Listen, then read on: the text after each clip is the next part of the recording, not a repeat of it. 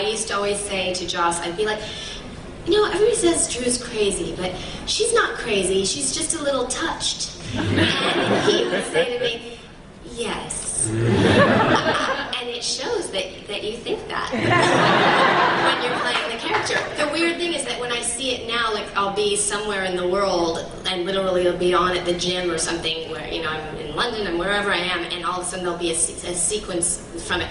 And I'm like, oh my God, she's batshit crazy.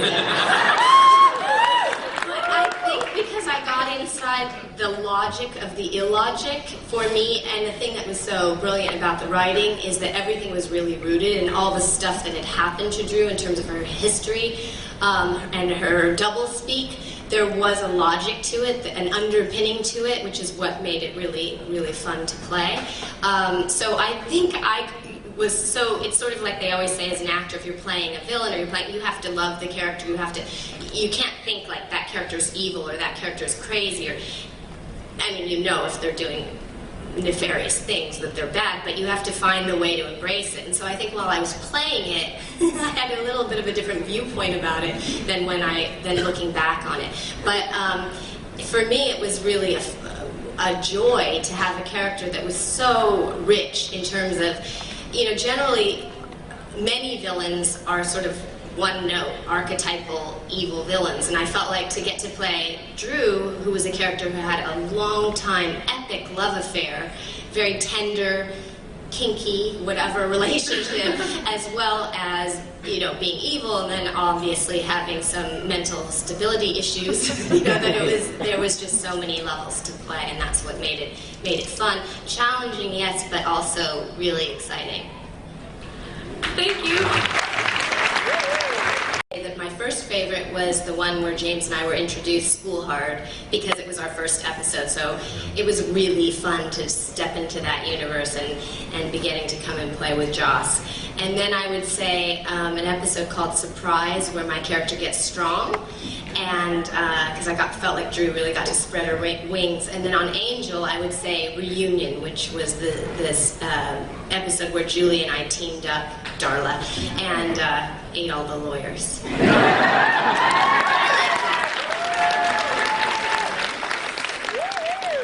There's so many, God, there's so many scenes that I might have been terrified about or had a really intense experience doing. And I think for me, one of the most intense experiences was when you came, I think it was Seeing Red, and I had the chip in, and you were talking me out like, that's not you, Spike. That's just spiders in your brain. You don't understand.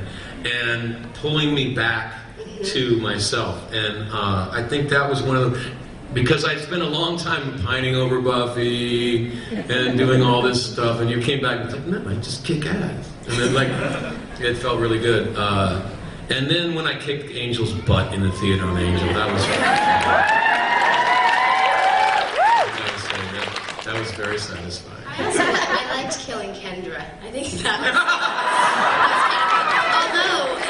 was shooting that sequence was kind of tricky because we had shot the confessional sequence the scene right before it, and I couldn't have the signature Drusilla manicure in the 1800s, and yet it played really strongly where it was going to show when I slit her throat with my nails. And so Todd McIntosh, who is the makeup artist, brilliant Emmy-winning makeup artist for our show and others, decided, he was like, oh, well, why don't we just do these kind of lead press-on nails for that sequence? And so as we were rehearsing the fight sequence, first of all, I was in 4.5-inch heels, and then Bianca and I kept, trying to do by the numbers, and my nails kept going, ding, ding, ding, and flying off, and then we were running around and getting them and putting them back on, and then I'm trying to be tough and badass, and ding, ding. And then something happened too. We rehearsed it really, really by the numbers, and every time we rehearsed it, Bianca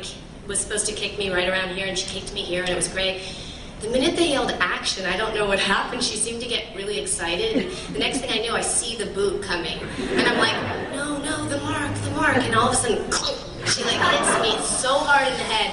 It was the first take, and of course one of the nails goes, ding! And I'm like looking at her, I'm like, oh my God. And I literally, I think it's the tape they used, because I grabbed her by the neck. And I made her focus on my eyes, and I wall, and I was looking at her like, do not do that again.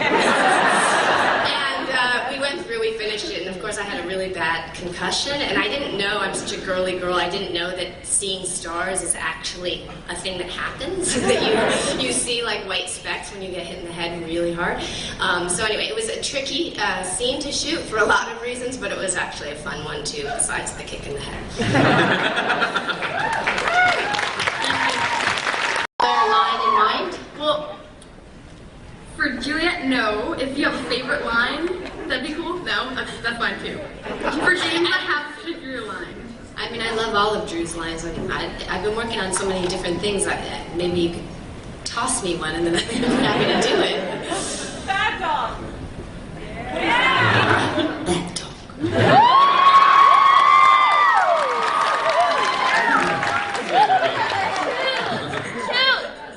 Eyeballs to entrails, my love.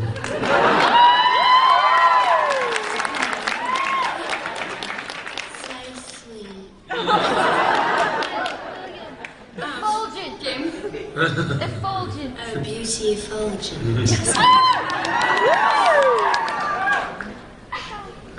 Could James? She was so short. She made me look like a monster. Like, when I first started doing conventions, people were like, "You look like Spike, but shorter." Where is he? People thought I was like 6'4". Yeah, I loved her. She was fabulous. Thank you. You're welcome. Sure. I have a question for both of you. When you first got onto the scene and realized that you'd be working together, what was your first impression of each other? You want to go first? I remember thinking, wow, this is an actor. Like, I had come down to Los Angeles not expecting to meet an actor. I just expected to meet a lot of people that wanted to be stars, and there's kind of a difference. And did we rehearse before we went in? No, no, we didn't at all. It just was, yeah, sort of off. And we just started playing in front of the producers, and it was. There's a sense when you're with another actor, there's a sense of tennis where I throw the ball to you and you throw it back at me, and I might throw it at you like kindly, and you don't take it so well, and bang, smack it back in the face with the ball, and I say, well, fine, and I throw it back, and there's like a subtle little back and forth that happens, and we were doing that, and I was like, man, this is fun.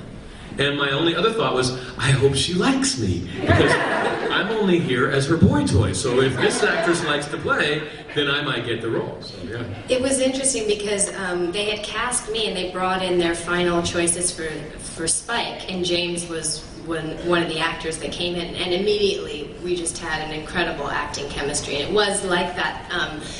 Just having fun. We sort of the scene took shape and went in places that I don't think either of us planned, out of the moment of what was happening. For instance, we were reading, he was reading from School Hard, and it was the episode with the scene with the Anointed One.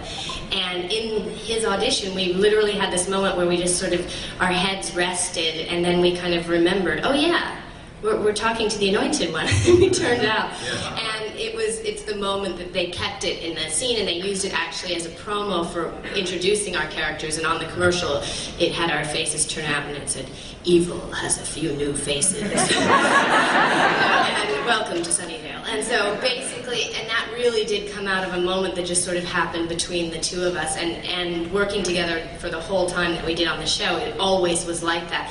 And we would very often get together and rehearse and come up with things and then bring them in, but the rehearsals were always very free and very really just comfortable between Spike and Drew. All the sort of riches would come out.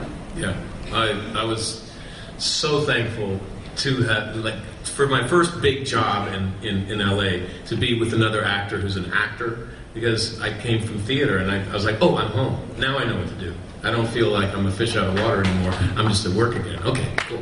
It was great, and it really was. And I remember one of the first times when James and I got together to rehearse, I was like, okay, so we've been together 200 years, so we have to be physically comfortable with each other, you know, so feel free within scenes to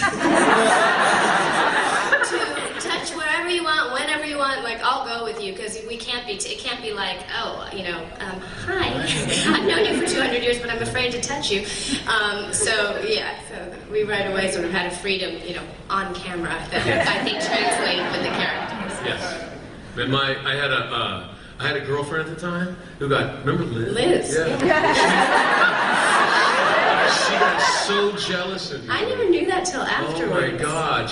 Because we were very friendly. We were very professional. I think you were with somebody, I was with somebody. We never bumped boots or anything in real life.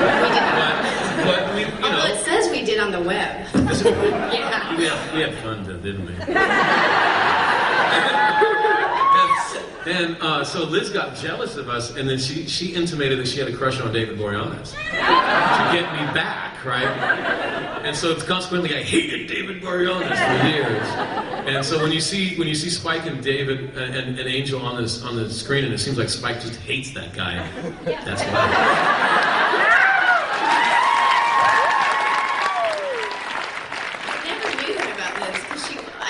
She was uncomfortable at all. Oh no, she was very insecure. We'd all get together and we had viewing parties all of the second season. It was really fun, and we'd all